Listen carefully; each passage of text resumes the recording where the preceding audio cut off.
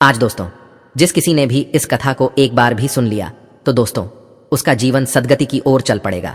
और जो लोग इस वीडियो को छोड़कर चले जाएंगे उन्हें जिंदगी भर पछताना पड़ेगा।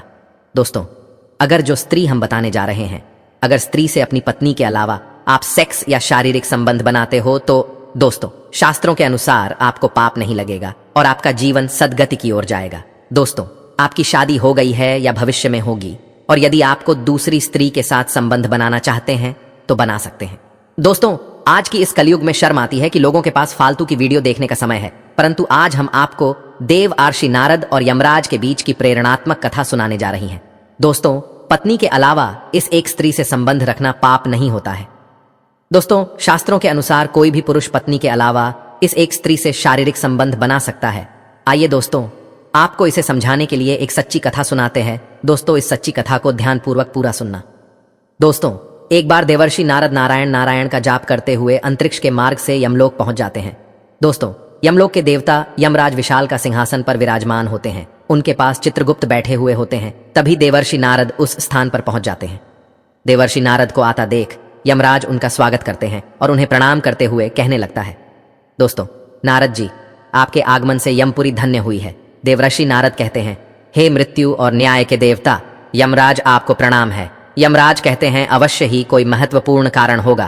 कृपया आप हमें बताने की कृपा करें कि आप किस प्रयोजन से आज यमपुरी आए हैं। तब नारद जी कहते हैं, हे धर्मराज, आप मृत्यु और न्याय के देवता हैं। तीनों लोकों के प्राणियों को उनके कर्मों के अनुसार दंड देने का कार्य आप करते हैं। आपके पास समस्त प्राणियों और चारों दिशाओं का लेखा जोखा रखा हुआ है। पापी मनुष्यों को आप नरक में डालते हैं और पुण्यात्मा मनुष्य को आप स्वर्ग में भेजते हैं। इसीलिए आपको मनुष्यों के सभी पाप और पुण्य कर्मों का ज्ञान है।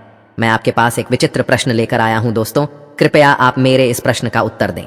फिर यमराज कहते हैं, हे देवर्षि, आप सत्य कहते हैं। हमारे पास तीनों लोकों के प्राणियों का लेखा जोखा रखा हुआ है, क्योंकि प्रभु ने हमें यही कार्य सौंपा है। हम प्रभु के आदेश से ही मनुष्य के पाप और पुण्य कर्मों के आधार पर उन्हें दंड देते हैं। आपके मन में जो भी प्रश्न अथवा शंका है, आप निसंकोच होकर पूछिए। हम अपनी सामर्थ्य के अनुसार उनका समाधान अवश्य करने का प्रयास करेंगे। दोस्तों, तब देवर्षि कहते हैं, यमराज, शास्त्र कहते हैं कि एक पुरुष को केवल एक ही स्त्री से विवाह करना चाहिए, एक ही स्त्री से संबंध बनाना चाहिए। किंतु मैंने यह भी देखा है कि कुछ मनुष्य अनेक विवाह करते हैं, अनेक स्त्रियों से संबंध रखते हैं। क्या यह पाप नहीं है? क्या ऐसे मनुष्यों को नरक में डाला जाता है? इस पर शास्त्र क्या कहते हैं? क्या कोई मनुष्य अनेक स्त्रियों से विवाह कर सकता है? कृपया आप मेरी इस शंका को दूर करें। यमराज कहने लगते हैं कि देवर्षि, आपने समस्त मानव जाति के कल्याण के लिए उचित ही प्रश्न किया है।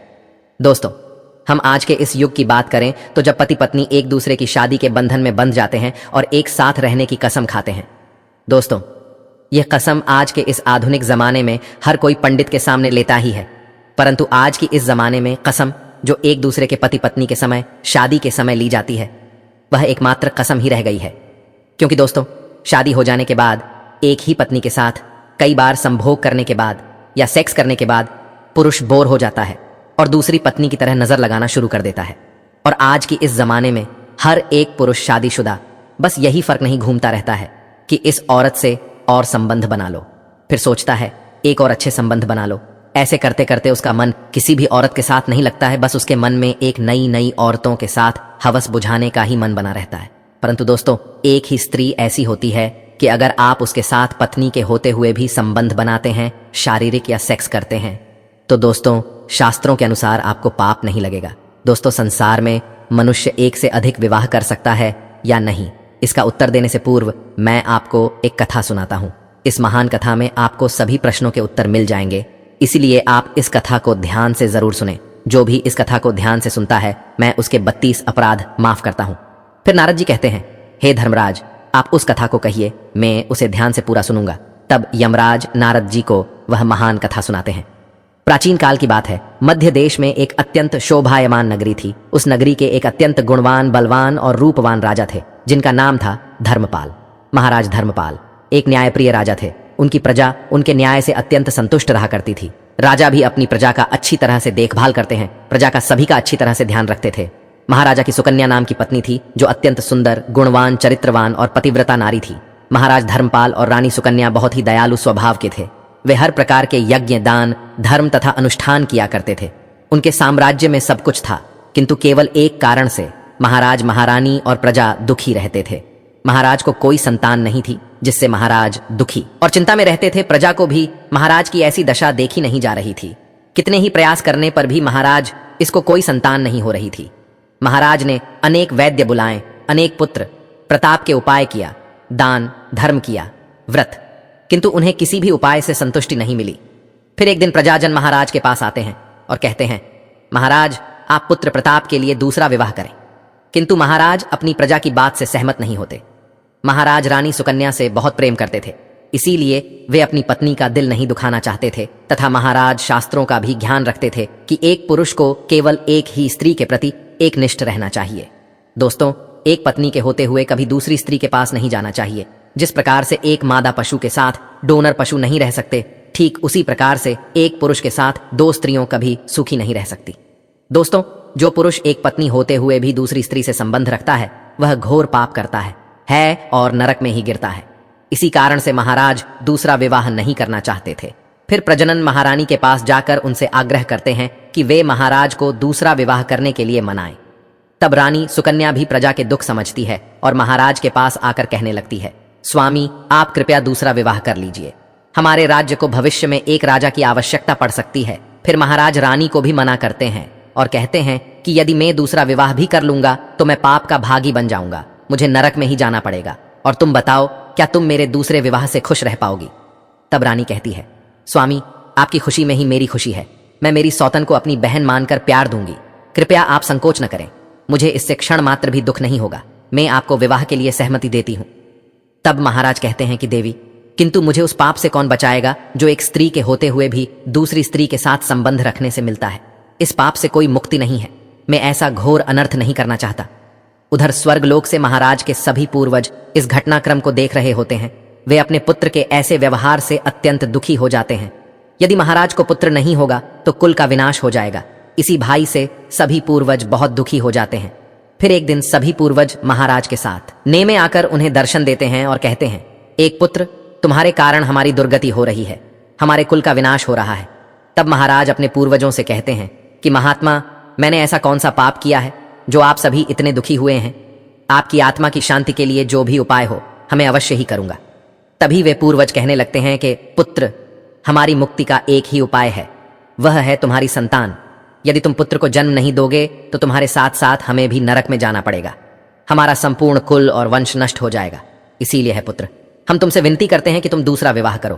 पुत्र के बिना मनुष्य को सद्गति प्राप्त नहीं होती है। पुत्र ही अपने माता पिता का उद्धार करता है, उन्हें मोक्ष दिलाता है। जब वह श्राद्ध करता है तो हमारे पाप नष्ट हो जाते हैं। जब वह पृथ्वी लोक पर दान धर्म करता है तो हमें स्वर्ग लोक में भोजन की प्राप्ति होती है। इसीलिए हे पुत्र, तुम शीघ्र ही पुत्र की प्राप्ति के लिए कोई उपाय करो। अपने पितरों की बात सुनकर भी महाराज दूसरा विवाह करने के लिए तैयार नहीं होते हैं। फिर सभी पितृगण दुखी होकर यमराज के पास जाते हैं और उनसे विनती करते हुए कहते हैं, हे धर्मराज, कृपया हमारे कुल की रक्षा कीजिए, हमारी पुत्र की कोई संतान नहीं है और संतान के बिना हमारा कुल नष्ट हो जाएगा। कृपया आप हमारे पुत्र को दूसरा विवाह करने की आज्ञा दें। फिर यमराज कहते हैं, महात्माओं में अवश्य ही तुम्हारे पुत्र को समझाऊंगा और उसे पुत्र प्राप्त करने के लिए प्रेरित करूंगा। ऐसा कर यमराज पृथ्वी लोक पर आते हैं। जब यमराज पृथ्वी लोक पर आते हैं और एक साधु का रूप धारण करके महाराजा धर्मपाल के दरबार में जाते हैं, उन साधु को देखकर महाराज धर्मपाल अत्यंत प्रसन्न होते हैं और उनका आदर सत्कार करते उनसे पूछते हैं, महात्मा आप कौन हैं? किस प्रयोजन से आप हमारे इस राज्य में पधारे हैं? आपके मुखमंडल का देश देखकर यह प्रतीत होता है कि आप अवश्य ही कोई बड़े तपस्वी हैं।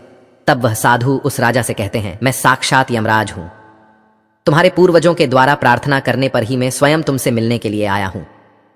वह साधु महाराज से कहते हैं, तुमने अपने पूर्वजों को ध्वस्त कर दिया है, जिससे तुम्हारा सारा साम्राज्य नष्ट हो जाएगा।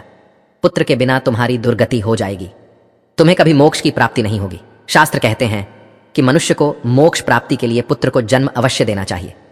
फिर महाराज कहते हैं, हे धर्मराज, मैं विवश हूं, मैं दूसरा विवाह करके पाप का भागीदार नहीं बनना चाहता। इससे अच्छा है कि मैं पुत्रहीन होकर जीवन व्यतीत करूं। यमराज कहते हैं, बस तुम्हारी न्याय प्रिय आचरण से और अपनी पत्नी के प्रति एक निष्ठा को देखकर मैं अत्यंत प्रसन्न हूं। किंतु हे धर्मपाल, एक मनुष्य दूसरा विवाह अवश्य कर सकता है, इसमें कोई पाप नहीं है। यदि किसी पुरुष की पत्नी उसके दूसरे विवाह के लिए सहमति दे दी है तो वह पुरुष दूसरा विवाह निश्चित ही कर सकता है, इसमें कोई पाप नहीं है। दोस्तों, शास्त्र कहते हैं कि यदि एक पत्नी से पुत्र की प्राप्ति नहीं होती है और उसकी पत्नी उसे दूसरा विवाह करने की अनुमति देती है तो उसे दूसरा विवाह करने में संकोच नहीं करना चाहिए। साक्षात यमराज के द्वारा ऐसे वचन सुनकर महाराज अति प्रसन्न हो जाते हैं और यमराज को धन्यवाद देते हैं। फिर यमराज उस स्थान से अंतर्ध्यान हो जाते हैं। महाराज धर्मपाल अपनी पत्नी सुकन्या के पास जाते हैं और उससे दूसरा विवाह करने की अनुमति मांगते हैं। तो महारानी सुकन्या उन्हें दूसरा विवाह करने की अनुमति दे देती है। तब महाराज दूसरी स्त्री से विवाह कर लेते हैं, जिससे उन्हें सुंदर पुत्र रत्न की प्रताप होती है और उधर स्वर्गलोक में सभी पूर्वज भी आना विदित हो जाते हैं।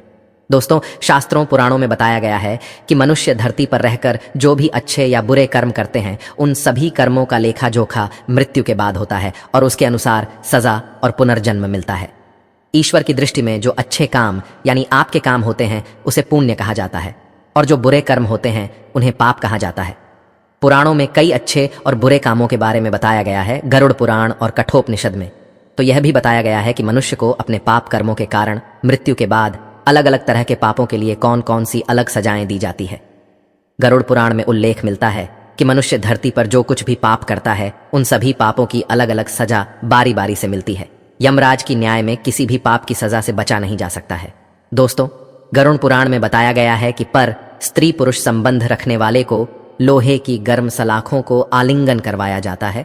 जो पुरुष अपने गोत्र की स्त्री से संबंध बनाता है उसे नरक की यातना होकर लकड़बग्घा अथवा शाही के रूप में जन्म लेना पड़ता है। दोस्तों, कुंवारी अथवा अल्पायु कन्या से संबंध बनाने वाले को न कि घोर यातना सहने के बाद अजगर योनि में आकर जन्म लेना पड़ता है। जो व्यक्ति काम भावना से पीड़ित होकर गुरु की पत्नी का मान भंग करता है, ऐसा व्यक्ति वर्षों तक नरक की यातना सहने के बाद गिरगिट की योनि में जन्म लेता है। दोस्तों, मित्र के साथ विश्वासघात करके उसकी पत्नी से संबंध बनाने वाले को यमराज गधा की योनि में जन्म देते हैं। लेकिन व्यभिचार और धोखा देने से भी बड़ा पाप है जिसकी सजा कठोर है। महाभारत के समय एक व्यक्ति ने ऐसा पाप किया था, लेकिन आजकल बहुत से लोग ऐसे पाप करने लगे हैं। जानिए पाप क्या है और इसकी सजा क्या है। दोस्तों, भगवान श्री कृष्ण ने दृष्टि में जो सबसे बड़ा पाप है वह है भ्रूण हत्या। महाभारत युद्ध समाप्त होने के बाद जब द्रोणाचार्य के पुत्र अश्वत्थामा ने उत्तरा के गर्भ में पल रहे बालक परीक्षित पर ब्रह्मास्त्र का प्रयोग करके उसकी हत्या कर दी, तब भगवान श्री कृष्ण सबसे अधिक क्रोधित हुए था। दोस्तों, श्री कृष्ण ने उस समय ही यह घोषणा कर दी थी कि अश्वत्थामा का पाप सबसे बड़ा पाप है, क्योंकि उसने एक अजनबी बालक की हत्या की थी। श्री कृष्ण ने इस पाप की सजा अश्वत्थामा को दी थी। दोस्तों, श्री कृष्ण ने अश्वत्थामा के सिर पर लगा चिंतामणि रत्न छीन लिया और शाप दिया कि तुमने जन्म तो देखा है लेकिन मृत्यु को नहीं देख पाओगे, यानी जब तक सृष्टि रहेगी तुम धरती पर जीवित रहोगे और कष्ट प्राप्त करोगे। दोस्तों, भ्रूण की हत्या करने वाले के लिए सबसे कठोर सजा निर्धारित है और ऐसे व्यक्ति को कई युगों तक इस सजा का दंड भुगतना पड़ता है। गरुड़ पुराण में बताया गया है कि अपने गोत्र की महिला के साथ यौन संबंध बनाने वाला पुरुष अगले जन्म में लकड़बग्घा बनता है। साथ ही कहा जाता है कि अपने गोत्र की लड़की से विवाह करने पर होने वाली संतान आमतौर पर मानसिक रूप से कमजोर, विकलांग या पूरी तरह अक्षम हो सकती है। गरुड़ पुराण को सनातन धर्म में महापुराण की संज्ञा दी गई है। इसके जरिए लोगों को बुरे कर्मों को छोड़कर बेहतर जीवन बनाने के लिए धर्म के मार्ग पर चलने का संदेश दिया गया है। गरुड़ पुराण में सही और गलत कर्मों की व्याख्या भी की गई है और उनके आधार पर यह बताया गया है कि किस पाप के लिए व्यक्ति को मृत्यु के बाद कौन सी सजा मिलती है। गरुड़ पुराण में मृत्यु के बाद कर्मों के आधार पर स्वर्ग और नरक मिलने की बात कही गई है। दोस्तों, एक बार अर्जुन ने भगवान से पूछा, मनुष्य न चाहते हुए भी क्यों पाप करता है और पाप का फल भोगने के लिए नरकों में, जेल में 84 लाख योनियों में जाता है। भगवान ने उत्तर दिया, कामना मनुष्य से पाप कराती है और कामना से उत्पन्न होने वाला क्रोध और लोभ यही मनुष्य को पाप में लगाते हैं और पाप से दुखी होता है, दुर्गति में जाता है। दोस्तों, मनुष्य के मन में, इंद्रियों में, बुद्धि में, अहम में और विषयों में कामना का वास होता है। कामना ही मनुष्य की बारी है, पतन का कारण है। ज्ञान रूपी तलवार से इसका भेदन करना चाहिए। मनुष्य के कर्म बंधन का कारण बनते हैं, लेकिन वही कर्म दूसरों के हित के लिए किए जाते हैं तो मुक्त करने वाले बन जाते हैं। अपने लिए करें, स्वार्थ से करें, कामना से करें तो वही कर्म बंधन है, आफत है, भोग है। और दूसरों के लिए करें, निष्काम भाव से करें, प्रेम से करें तो वही कर मुक्ति का, आनंद का, योग का कारण बनते हैं। दोस्तों, दूसरों के लिए कम करना ही यज्ञ है। गीता में अनेक प्रकार के यज्ञ बताए गए हैं। दूसरों के हित में समय, संपत्ति, साधन लगाना द्रव्य योग्य है। परमात्मा की प्राप्ति के उद्देश्य से योग करना योग यज्ञ है। इंद्रियों का संयम करना संयम यज्ञ है। भगवान के शरण होना भर्ती यज्ञ है। शरीर से असर हो जाना, अपने आप को जानना ध्यान यज्ञ है, जो सारे यज्ञों में सर्वश्रेष्ठ है।